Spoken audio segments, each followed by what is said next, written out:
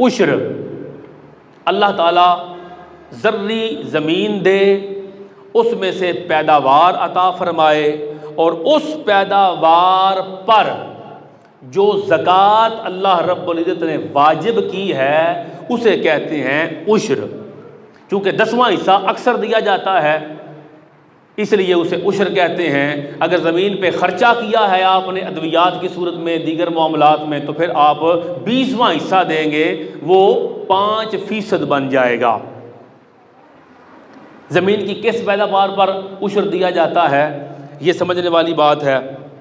جو چیز ایسی ہے کہ جس سے ہم نفع حاصل کرتے ہیں، اس میں سبزیاں ساری آتی ہیں، اس میں فروٹ سارے آتے ہیں، اس میں اناج سارا آتا ہے، اس پر جو ہے صدقہ دینا، یہ صدقات واجبہ میں آتا ہے۔ صدقے 2 قسم کے ہیں، ایک صدقات واجبہ، ایک صدقات نافلہ۔ واجب وہ صدقہ ہے جو اللہ تعالیٰ نے بائی آرڈر حکم دیا کہ جب میں تمہیں اتنا مال دوں تو اس میں سے اتنا مال میرے نام پہ خرچ کرنا تم پہ لازم ہے۔ وہ زکوٰۃ کی صورت میں ہو تو 2.5%، عشر کی صورت میں ہو تو وہ 10% یا 5%، وہ زکوٰۃ صدقات واجبہ اللہ کے راستے میں خرچ کرنا تیرے اوپر لازم ہے۔ اب چند چیزیں تیزی کے ساتھ بیان کر دیتا ہوں۔ عشر واجب ہونے کے لیے غلہ، پھل اور سبزیوں کی کم از کم کوئی مقدار نہیں۔ اگر کسی کی زمین سے ایک بوری بھی فصل آ گئی، کوئی فصل ایک بھی آ گئی، اس میں سے بھی عشر دینا اس پر واجب ہے۔ نمبر 2، عشر چونکہ یہ ہے زمین کی پیداوار پر، جو پیداوار کا مالک ہوگا وہ عشر دے گا۔ وہ مالک پاگل ہو، وہ مالک نابالغ ہو، وہ خود فقیر ہو، یعنی اس بندے پر قرضہ ہے لیکن زمین سے پیداوار آ گئی تو وہ کہے جی میں تو مقروض ہوں، اب میں عشر ادا کروں کہ نہیں، تو اس کا تعلق مالک کے ساتھ نہیں، اس کا تعلق پیداوار کے ساتھ ہے۔ زمین نے پیداوار دی تو جتنی پیداوار مالک نے دی اس میں سے اللہ کے نام پہ خرچ کرنا تیرے اوپر واجب ہے۔ اس میں پاگل، نابالغ اور فقیر، مقروض بھی نہیں بخشا جاتا، نہیں چھوڑا جاتا، ان سب پر لازم ہے کہ اپنی پیداوار، زرعی زمین سے آنے والی پیداوار کا عشر ادا کریں۔ اس کے لیے سال گزرنا بھی شرط نہیں۔ زکوٰۃ تو آپ کے علم میں ہے کہ وہ سال گزرے تو تب جا کے زکوٰۃ ادا کرنا واجب ہوتا ہے، لیکن جو عشر ہے جب بھی فصل تیار ہو جائے، سال میں 1 دفعہ کوئی فصل لیں، 2 دفعہ لیں، مختلف فصلیں ہیں، تو جتنی فصلیں لیں گے ان فصلوں پر یعنی ان پیداوار پر عشر ادا کرنا واجب ہوگا۔ تو اس کے لیے سال گزرنا ضروری نہیں۔ ٹھیکے پر جو زمین دی جاتی ہے تو زمین کی پیداوار پر جو عشر ہے وہ کاشتکار ادا کرے گا، ٹھیکیدار۔ اس میں یہ ہوتا ہے کہ آپ نے ٹھیکہ کسی بندے کے ساتھ فکس کر لیا، جو زمین کا مالک ہے اس کو آپ نے 1,00,000 روپیہ، 50,000، 10 لاکھ جو بھی دینا ہے اس کو نقد پیمنٹ کرنی ہے، اور پیداوار کا مالک ٹھیکیدار کاشتکار ہے۔ تو جو عشر ہے اس کے لیے اصول ہمیشہ یاد رکھیں، شکلیں مختلف ہیں۔ اصول یہ ہے جدھر پیداوار جائے گی ادھر اس کا عشر جائے گا۔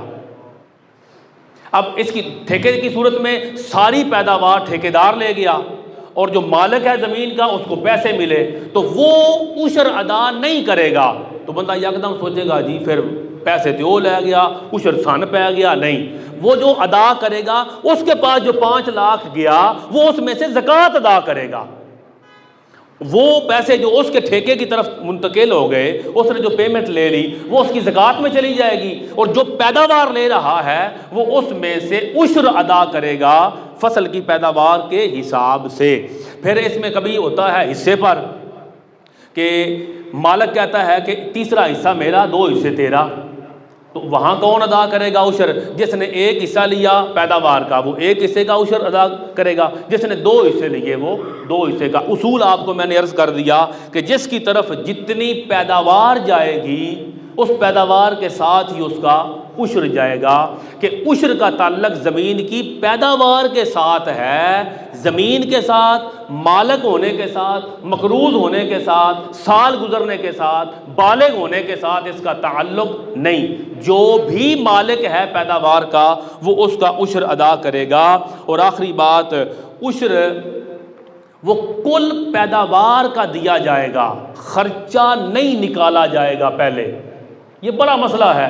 ہمارے حاجی صاحب ہیں ایک، وہ چونکہ لاکھ روپیہ ہوتا ہے ان کا، تو پھر بار بار ہر سال ایک ہی مسئلہ مختلف علماء سے پوچھتے ہیں، شاید کوئی یہ نہیں پتہ 3 لاکھ کٹھیاں دے بوے، تو پھر وہ ہر مولوی وقت وقت جا کے پوچھتا ہے، پتہ انہیں ہے یہ پچھلے جمعے پر بھی بندہ بیچارہ آیا تھا، شاید آج بھی آیا ہو، 3 طلاقیں دے کے کٹھی، تو کہتا ہے جی تینوں طلاقیں غصے میں نے دے دی، اب میں نے کہا اب کوئی صورت نہیں ہے، رون لگ پیا۔ بھائی میں کہا ہوں رون کا کی فائدہ، ایک دے لینی آئی۔ وہ کہتا جی میں نے اس سے بھی سوچا پوچھا، اس سے بھی پوچھا، ویڈیو دیکھ دے کہ اب بھاگتے کیوں ہو؟